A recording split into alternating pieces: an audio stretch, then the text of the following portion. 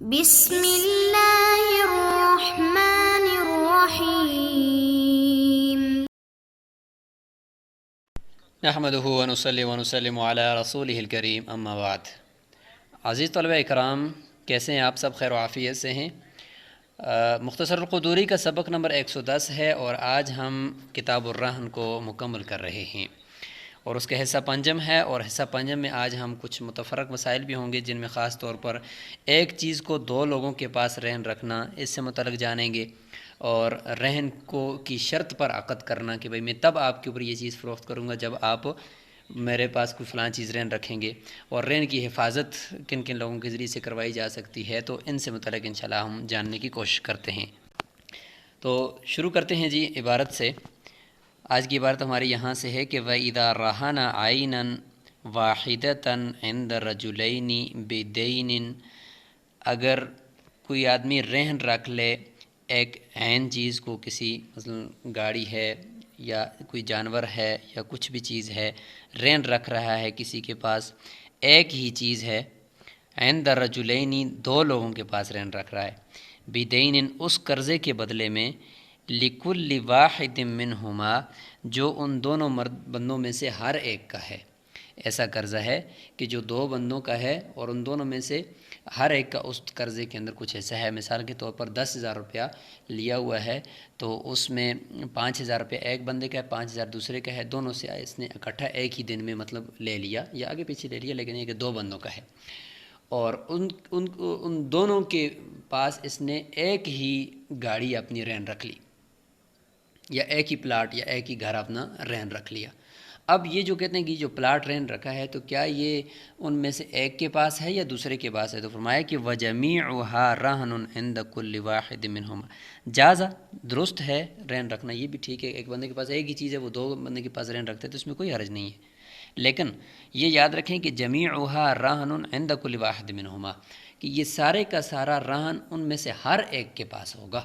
یعنی من کل وجہ وہ گھر سارے کا سارا وہ ایک بندے کے پاس بھی رہنے، من کل وجہ سارے کا سارا گھر وہ دوسرے کے پاس بھی رہنے، ایسا نہیں کہ آدھا ایک کے پاس آدھا دوسرے کے پاس، اس طرح نہیں ہوگا۔ اچھا، یہ تو اس طریقے سے ہے، چونکہ قرضہ ہر ایک کا برابر ہے تو لہٰذا یہ نہیں ہوگا کہ آدھا ایک کے پاس آدھا دوسرے کے پاس، بلکہ ایک ہی چیز ہے تو سب کے پاس وہ رہن ہوگی، حفاظت سب نے کرنی ہے۔ لیکن اگر وہ گھر ہلاک ہو گیا ان کے پاس، یعنی ختم ہو گیا، ضائع ہو گیا، یا وہ مرہونہ چیز ضائع ہو گئی ہے، تو جب زمان آئے گا تو زمان قرضے کی بقدر آئے گا، جتنا جس کا قرضہ ہے اس کی بقدر زمان آئے گا، اس سے زیادہ نہیں آئے گا، چونکہ یہ ایک ہی صفقے کے اندر، ایک ہی یعنی رہن کے عقد کے اندر ایک ہی چیز کو دو بندوں کے پاس رہن رکھ رہا ہے نا، تو یہ ہم یہ سمجھیں گے کہ یہ ایک ہی چیز ہے اور ایک ہی عقد ہے اس کے پاس جاری ہے، تو ایسا نہیں ہوگا کہ آگے جا کر اس صفقے کے اندر تفریق ہو جائے کہ آدھی ایک کے پاس رہنے آدھی دوسرے کے پاس، نہیں، صفقہ ایک ہے، عقد ایک ہے، چیز ایک ہے، لہٰذا ساری کی ساری وہ ایک کے پاس بھی رہنے، ساری کی ساری دوسرے کے پاس بھی رہنے، حفاظت برابر۔ جب ہلاک ہوگی تو ظاہر ہے کہ ہلاک ہونے کی صورت میں ہر ایک جو قرض خواہ ہے وہ اپنا قرضہ گویا کہ وصول کر رہا ہے نا، تو جب قرضہ وصول کر رہا ہے تو اتنے قرضے کی بقدر ہی اس کا زمان اس سے آئے گا اور اس کا قرضہ کٹے گا نا، تو سارے کا سارا مطلب قرضہ ایک سے تو نہیں کٹے گا، تو لہٰذا جتنا اس کا قرضہ ہے اس کی بقدر اس نے اپنا گویا کہ قرضہ وصول کر لیا ہے، تو اس لیے وہاں پہ پھر زمان ہر ایک پہ الگ الگ آئے گا، اس لیے فرمایا کہ والمضمون علی کل واحد منہما حصۃ دینہ منہا، دونوں میں سے ہر ایک کے اوپر جو زمان آئے گا ہلاکت کی صورت میں، وہ اس کا دین جتنا ہے اس کی بقدر منہا، اس مرونہ چیز کی قیمت سے، تو مرونہ چیز کی قیمت سے جتنا اس کا دین بنتا ہے، 5,000 ایک کا ہے، 5,000 دوسرے کا ہے، تو اگر جو چیز رکھی ہے وہ بھی اگر 10,000 کی ہے تو 5,000 ایک ضامن ہوگا، 5,000 کا دوسرا ضامن ہوگا، اور سب کا قرضہ ختم ہو جائے گا۔ اچھا، اسی کے اندر اگر ایسا ہو گیا کہ راہن نے ایک کا قرضہ دے دیا دوسرے کا نہیں دیا، تو یہ ہے وہ فائدہ کہ ہم نے کہا کہ سب کی سب ایک کے پاس بھی رہنے، سب کی سب دوسرے کے پاس بھی رہنے، لہٰذا اگر ایک کا قرضہ دے دیا ہے تو لہٰذا وہ ساری کی ساری دوسرے کے پاس رہنے چل جائے گی، یہ نہیں کہ آدھی جو ہے وہ راہن واپس کر لے کیونکہ اس نے قرضہ دے دیا ہے، لہٰذا فَإِذَا قَضَى أَحَدُهُمَا دَيْنَهُ، لہٰذا أَحَدَهُمَا ہونا چاہیے کہ اگر راہن نے ایک کا قرضہ ان میں سے ایک کا قرضہ دے دیا تو کانا کلھا رہنا فی ید الاخر، تو سارے کی ساری وہ مرہونہ چیز رہن ہو جائے گی دوسرے کے ہاتھ میں، حتی یستوفی دینہ، یہاں تک کہ وہ اپنا دین وصول کر لے۔ تو یہ بات یہاں تک مکمل ہوگی کہ ایک چیز دو کے پاس رہن رکھیں گے تو کیا حکم ہوگا۔ اب چلتے ہیں جی کہ کوئی بندہ یہ شرط رکھ کر چیز فروخت کر رہا ہے کہ میں تب فروخت کروں گا کہ آپ میرے پاس ثمن کے بدلے میں کوئی چیز رہن رکھیں گے. تو ویسے تو یہ شرط ایسی ہے کہ عقد کے خلاف ہے، مقتضی عقد کے، کہ اس میں بائی کا فائدہ ہے کہ کوئی چیز اپنی منہ مانگی رہن رکھوا رہا ہے اور چیز کو فروخت کر رہا ہے، تو یہ تو بے فاسد ہونی چاہیے مقتضی عقد کے خلاف شرط کی وجہ سے. لیکن یہاں پہ استحساناً اس کی اجازت دے دیں گے، کیونکہ یہاں پہ مبیع کے بدلے میں رہن نہیں رکھا جا رہا، ثمن کے بدلے میں رکھا جا رہا ہے، اور ثمن کے اندر رہن رکھنے سے مزید اعتماد ہی بڑھتا ہے نا، مزید اعتماد بڑھتا ہے، اس میں کوئی مسئلہ نہیں ہے. اس لیے اگر وہ رہن کا مطالبہ کرتا ہے تو بالکل یہ مطالبہ اس کا درست ہے. وَمَن بَاعَ عَبْدًا، اگر کوئی آدمی غلام بیچ رہا ہے اس شرط پر کہ ان یرہنہ المشتری بالثمن شیئا بعینہ، کہ مشتری جو ہے اس کے پاس رہن رکھے گا، یا یرہنہ المشتری، دونوں سے ایک ہی معنی بنتا ہے کہ مشتری رہن رکھے گا ثمن کے بدلے میں اس کے پاس کسی متعین چیز کو. گاڑی تھی، مشتری کے پاس کہا کہ یہ والی گاڑی آپ میرے پاس رہن رکھتے ہو، یا یہ والا پلاٹ میرے پاس رہن رکھتے ہو تو میں آپ کے اوپر غلام بیچتا ہوں. فامتنع المشتری من تسلیم الرہن، مشتری کہتا ہے کہ بھئی میں تو رہن نہیں رکھوں گا، وہ رک گیا رہن کو حوالے کرنے سے. لم یجبر علیہ، تو دوسری طرف سے ہم مشتری کو مجبور بھی نہیں کریں گے، اس لیے کہ رہن رکھنا ایک عقد تبرع ہے، احسان ہے کہ اگر رکھے رکھے نہ رکھے اس کے مجبور تو کوئی نہیں کر سکتا. تبرعات کے اندر کسی کے اوپر جبر نہیں ہوتا. لہٰذا بائے کی بات بھی اپنی جگہ پر ٹھیک ہے کہ بھئی اعتماد بڑھ جائے گا، آپ اپنا اگر قرضہ نہیں سامان نہیں دے سکتے ہو تو اس کی جگہ پہ رہن رکھ لو، اور دوسری طرف سے اس کا مطالبہ بھی ٹھیک ہے، بھئی میں نہیں رہن رکھتا ہوں، میری اپنی چیز ہے، میں رہن نہیں رکھتا ہوں، میں پیسے کر کے ہی آپ کو دوں گا، تو پھر بھی صحیح ہے. وَكَانَ الْبَائِعُ بِالْخِيَارِ، اچھا بائع کا چونکہ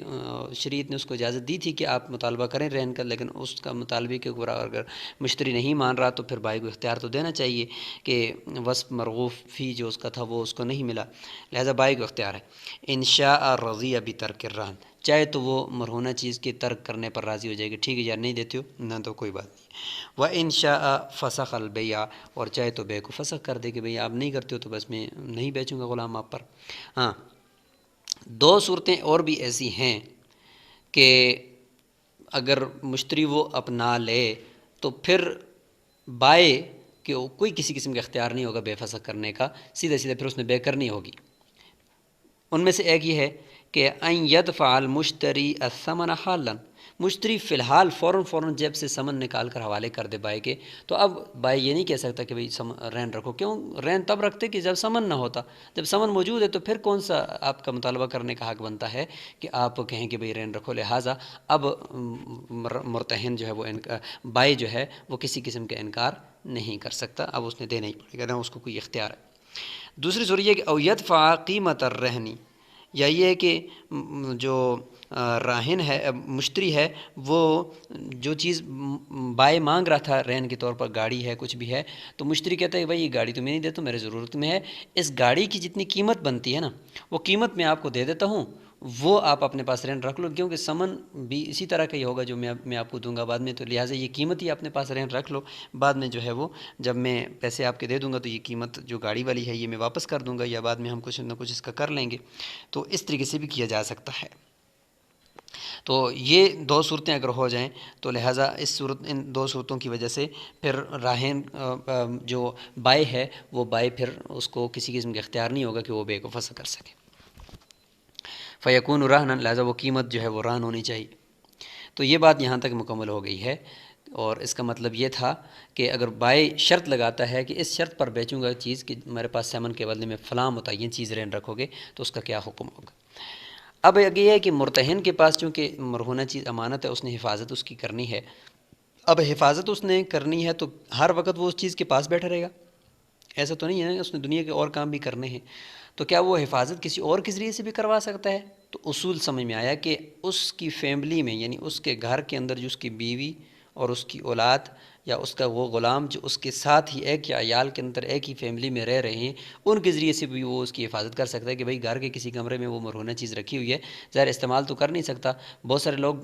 رہن کی چیزوں کو استعمال کر رہے ہوتے ہیں، یہ جائز نہیں ہے، زمینوں کو، پلاٹ کو، دوسری چیز تو یہ جائز نہیں ہے بلکہ امانت ہوتی ہے. ہاں اگر استعمال کرنا بھی ہے تو وہ اس کے لیے پھر الگ سے عقد کرو، مظاہرات کا کرو کہ بھئی پلاٹ کے اندر میں چیزیں اگر بہوں گا تو پھر اس کا کیا طریقہ کار ہوگا. پھر وہ ہے کہ وہ پھر اس میں کچھ بعض علماء نے اجازت دی ہے کہ وہ ایک الگ مزارات کا عقد ہو، اس میں کھیتی باڑی مرتہن کرتا رہے، جو فصل آئے تو آدھی فصل مرتہن کی ہے اور آدھی فصل جو ہے وہ طے کر لی جائے کہ یہ راہن کی، اور وہ جو راہن والی آدھی فصل ہے تو اس کی قیمت پھر قرضے سے کٹتی جائے یہاں تک کہ ایک وقت آئے کہ راہن کا قرضہ مکمل ہو جائے اور مرتہن اپنا قرضہ وصول کر لے اس کی فصل سے اور پھر چیز ہی واپس کر دے راہن کی طرف۔ تو یہ ایک ہوتا ہے اصول، ورنہ استعمال کرنا جائز نہیں۔ تو اب حفاظت کرے گا،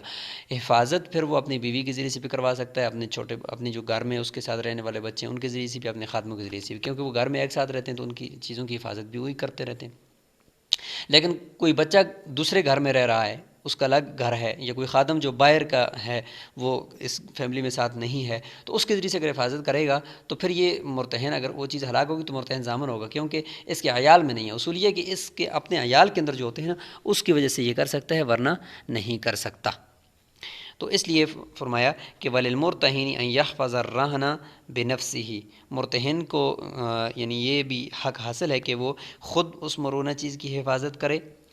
وَزَوْجَتِهِ، اور اپنی بیوی کے ذریعے سے بھی حفاظت کروا سکتا ہے، وَوَلَدِهِ، اور اپنی اولاد کے ذریعے سے بھی کروا سکتا ہے، وَخَادِمِهِ الَّذِي فِي عِيَالِهِ، اور اس کا وہ خادم جو اس کی ایک ہی فیملی میں اس کی خدمت کر رہا ہے اور ادھر ساتھ رہتا ہے اس کے ذریعے سے بھی کر سکتا ہے۔ لیکن وَإِنْ حَفِظَهُ بِغَيْرِ مَنْ هُوَ فِي عِيَالِهِ، یعنی اس کے عیال کے علاوہ کوئی دوسرے